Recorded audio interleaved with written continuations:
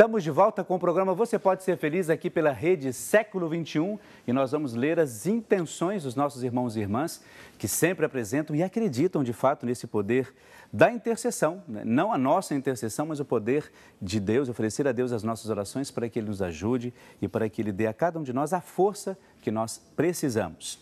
Nós vamos atender aos pedidos da Juscelma Saraiva Luna de Oliveira, ela é do Rio Claro, no interior de São Paulo. Ela pede oração por ela mesma, por Elivânia, por Diogo Miguel e também por toda a sua família. Juscelma, muitíssimo obrigado, você tornou-se nova sócia aqui da Associação do Senhor Jesus. A Bendita Maria Nobre e Silva Jorge, ela é de Uberlândia, em Minas Gerais, pede oração por Luiz, por Guilherme Jorge, Denise e Rodrigo e também por todos os seus familiares. A Terezinha Gomes Teixeira, de Sorocaba, no interior de São Paulo, pede oração por ela mesma, por uma cirurgia que ela fez, também por toda a sua família, pela sua neta e por todos os seus familiares. A Eliane Maria César Gadelha, de Goiânia, em Pernambuco, pede oração por ela mesma, por toda a sua saúde, pela sua saúde e pede também pela sua filha Nilda Elisa e por toda a sua família. Daqui a pouco a gente continua lendo as intenções, porque nós vamos falar da revista Brasil Cristão, que todos vocês já conhecem e sabem da importância dessa revista na vida de todos os nossos irmãos sócios evangelizadores. Quando nós falamos de Revista Brasil Cristão, nós falamos de temáticas que são importantes para a nossa vida, eu diria, pessoal, para a nossa vida no trabalho, também para a nossa vida na nossa comunidade. Você está vendo aí no vídeo, junto com a Revista Brasil Cristão, você recebe também o folheto, que é da evangelização diária. Você, nesse folheto, tem todas as informações, meditação sobre o evangelho daquele dia. Então, por isso que você que é sócio evangelizador, você recebe a revista também, esse folheto com as reflexões do evangelho. Lembrando que todo aquele que se torna sócio evangelizador e quer ajudar essa obra, ele também recebe aquele boleto para fazer o seu pagamento, a sua colaboração. E nesse boleto você, claro, recebe 2 boletos, que é o que você faz a sua contribuição normal e o outro boleto que normalmente você sabe que tem um direcionamento especial, que é o boleto da campanha. E desse mês, campanha das mãos ensanguentadas de Jesus. E sabe por quê? Nós fazemos 13 anos da devoção às mãos ensanguentadas de Jesus, 13 anos. E vamos ter uma festa muito bonita no mês de setembro. Por isso, além de tudo isso, você vai receber, né? Já recebeu, você que é sócio evangelizador, sabe a capelinha das mãos ensanguentadas de Jesus? Pois é, se você olhou aí bem direitinho, junto, tá vendo aí que está no seu vídeo, ó. Nesse mês de outubro, você viu que tem algumas bolinhas aí com os dias da novena. Nesse mês de setembro você recebeu assim, no mês de outubro você vai receber os adesivos e você vai colando aí de acordo com cada dia da novena que você fizer. E a gente vai dando mais informações dos objetivos dessa campanha ao longo da nossa programação aqui da Rede Século XXI. Tudo, claro, pensando em você. Fed, você conhece bem a novena das mãos ensanguentadas? Você acha importante isso? A gente percebe os testemunhos, padre, agora mesmo, antes você celebrou a missa programa... agora, celebrou. Você não celebrou, não, você toquei na missa com o padre Eduardo, foi uma bênção também, e logo em seguida tivemos mais um dia da novena. Então, a gente percebe os testemunhos, né, que são vivos realmente, e é isso que nós temos que crer, né? O sangue de Jesus é o sangue que tem poder e que nos lava, que nos cura. Isso não é uma metáfora, isso não é uma coisa simbólica, isto é de verdade. A nossa igreja é feita deste sacrifício, mas é um sacrifício de amor, não é um sacrifício de dor. Portanto, as pessoas que vivem essa realidade, que estão de verdade vivendo a necessidade, mais do que este objetivo, mas a necessidade de viver a novena, estão experimentando essa bênção, sabe? E eu posso testemunhar isso através desses testemunhos que a gente vive, percebe e ouve com o coração. É o Brasil inteiro, né? A gente tem visto e presenciado isso muito bem. Muito bem, nós temos hoje, então, como eu disse lá no início do nosso programa, no primeiro bloco, a nossa temática hoje é sobre a questão da depressão. E nós temos um convidado conhecido de vocês. Pode entrar, Samuel Borges, seja muito bem-vindo.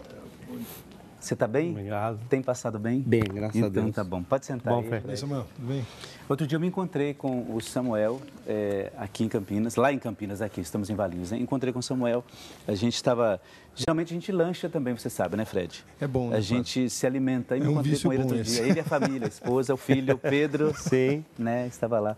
Passou bem tomando desde um lanchinho. um ótimo lanchinho, né? Foi, muito bom. Samuel, o seu trabalho, antes da temática, você trabalha com essa questão da comunicação, né, também, né? Ali, a comunicação... Sou professor, a profissão, né? Eu sou professor de comunicação, ajudo as pessoas a perderem medo de falar em público. Eu tenho que ir lá frequentar umas aulas. A minha timidez me incomoda muito, sabe? Cantar já não precisa. Cantar já não, aprendeu. De cantar eu já aprendeu. Mas eu, além do trabalho, eu dou muitas palestras, né? Dou palestra para famílias, como comunicação na família, comunicação na educação de filhos, essas coisas. E uma das palestras que eu tenho feito com bastante frequência é sobre depressão. Né? Que é a nossa temática. Ajudando as pessoas a entenderem o que é a depressão, como que ela afeta a família, que às vezes a pessoa que está nos assistindo não tem depressão. Mas ela pode ter na família alguém que tem depressão. E quando você tem na família alguém que tem depressão, desestrutura muito a família. Para a gente começar assim o bate-papo, tem como a gente definir o que é depressão? Existe a possibilidade de definir? Sim, porque há uma confusão muito recorrente entre depressão e tristeza. Né?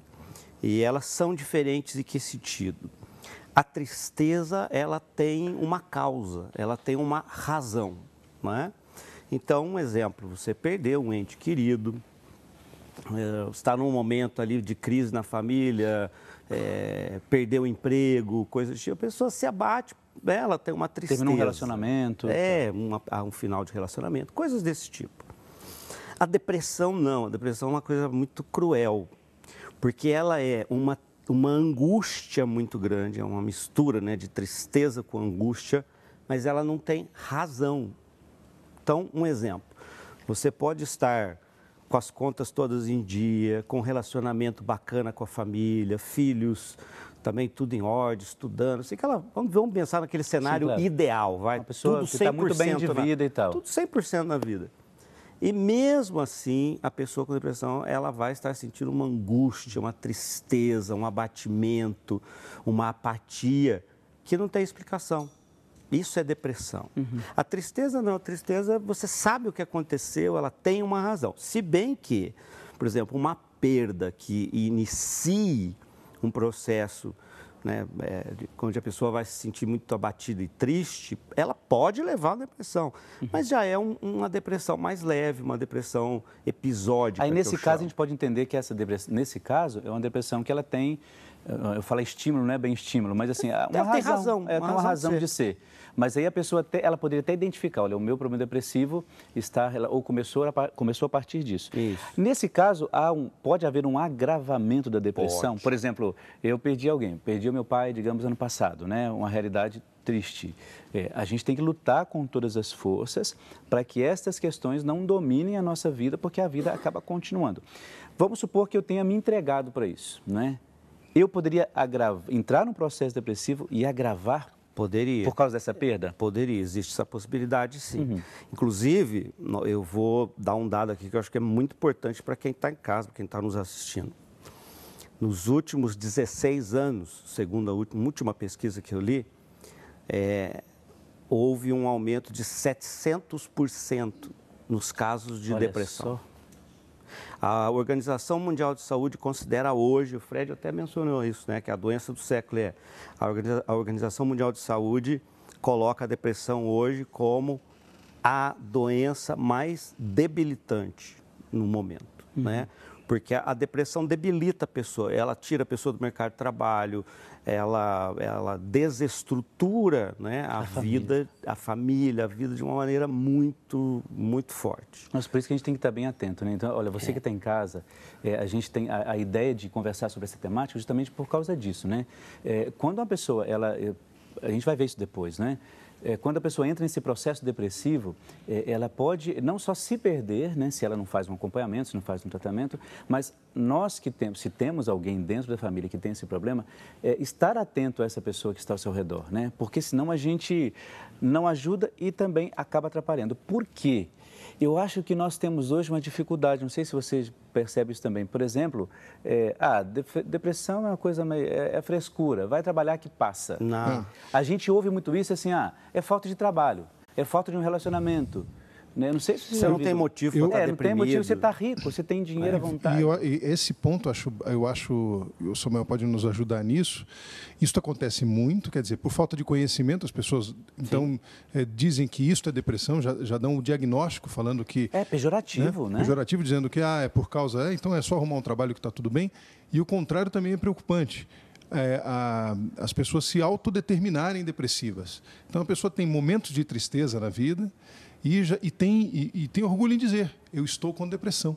Eu também já escutei muito isso. Pelo amor de Deus. A pessoa em que diz e fica afundada naquele processo, que é um processo degenerativo, evidentemente, mas não vai buscar de verdade o diagnóstico. É depressão mesmo? Sim. Se constata depressão, porque tem que ter um tratamento específico para isso. Ou você passou por está passando por um momento de tristeza. Exato. Então, eu acho que a grande questão, e acho que é você definir diagnóstico nesse contexto. Definir claramente o tratamento. É depressão ou não, é o momento que mas está nesse passando. caso, por exemplo, isso que o Fred está colocando, vamos supor, eu consigo identificar o médico, qual a especialidade eu deveria procurar? Vamos supor, eu percebo que estou mais ou menos triste e eu quero identificar um pouco isso porque eu estou desestimulado e tal. Eu vou num especialista e ele vai identificar que eu estou depressivo? Ele vai. O tratamento é de fundamental importância. Mas eu só queria dar um dado antes de a gente continuar. Para você ver a gravidade disso. Nós temos uma estatística que diz que no Brasil hoje morrem 28 pessoas por dia em função da depressão. A maioria suicídio. Sério? Então, é grave. 28 pessoas por dia no Brasil. No Brasil. Por causa da depressão. Depressão. Eu mesmo já tive a oportunidade de atender pessoas que já atentaram contra a própria vida. E uma situação que me tocou muito foi uma vez conversando com uma pessoa sobre essa questão, depois de uma palestra, e essas pessoas segurar minha mão, olhar nos meus olhos e dizer, eu quero morrer. Poxa. Porque é uma sensação de vazio muito grande, de falta de perspectiva para o futuro. Você não vê uma única razão, um único motivo para que está vivo amanhã. Com qual razão? Né? O que me move? Não tem. Mesmo um pai de família, por exemplo, tem os seus filhos, né? Olha, eu vou contar um episódio. E é isso que é importante entender. A doença não é a pessoa. É isso que as pessoas têm dificuldade de entender isso. A doença não é a pessoa é boa, a pessoa é um bom pai, uma boa mãe, um exemplo. Mas quando ela está no estado depressivo, ela é tomada de uma apatia. A depressão eu defino da seguinte maneira, ela é ao mesmo tempo, né, um misto de um afogamento emocional e um deserto emocional. Porque a pessoa com depressão, há momentos que ela está afogada em sentimentos. E no momento seguinte, ela está apática a tudo e a todos. Uma mãe disse para mim assim, uma mãe numa situação de desespero, ela disse assim, olha, eu sei que eu deveria estar brincando com meu filho, conversando com meu filho, né, vivendo em função dele. Ela falou assim, eu sei de tudo isso, mas não está em mim. Eu não consigo sentir. E aí você tem que dizer para a pessoa o quê? Que eu digo nesses casos. Eu digo para a pessoa assim, olha,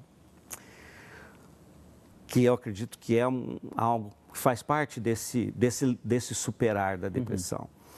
Eu falo assim, que nos episódios de depressão, a última coisa que você pode fazer é se tornar refém do que você está sentindo. Você não pode se tornar refém do que você está sentindo. Porque o que você está sentindo não é você.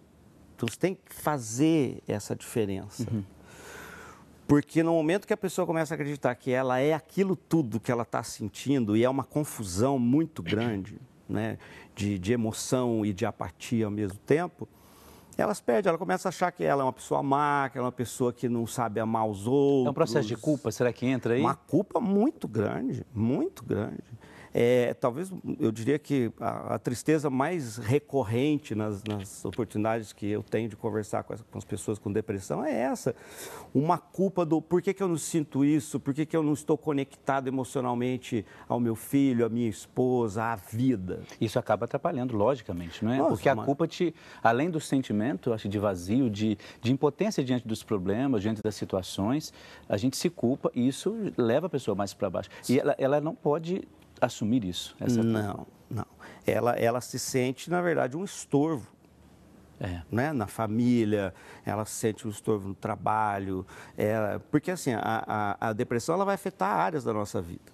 Então, ela afeta a emoção, ela afeta a maneira de você pensar, ela afeta o físico. Pessoas com depressão sentem dores, dores pelo corpo que não tem explicação, vai no médico 2, 3, 4 vezes, o médico diz, mas você não tem nada. Seria somatização?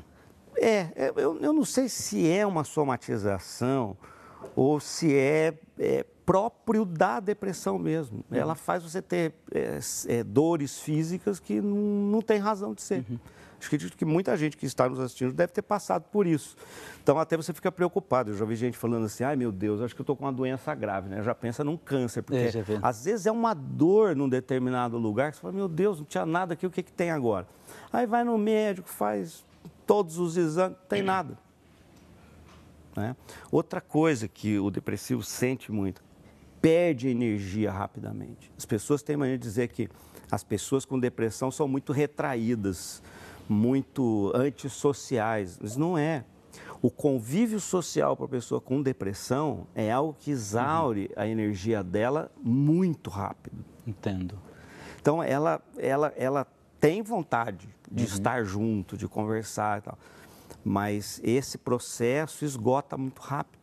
Que coisa, né? Eu fico pensando assim, o ser humano, ele tem tantas potencialidades, né?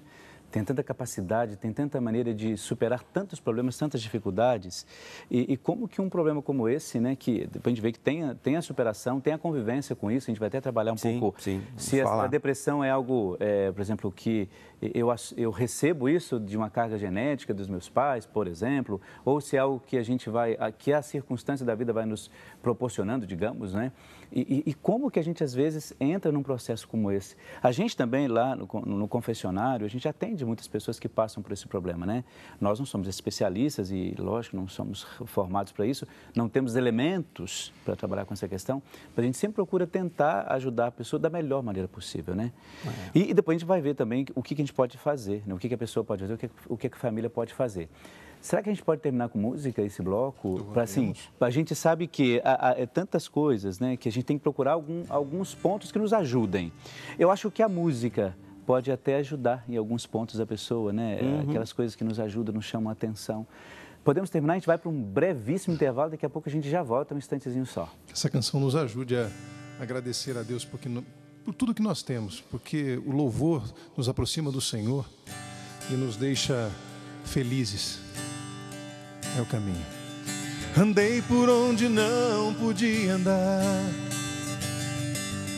e vi o que eu não queria ver.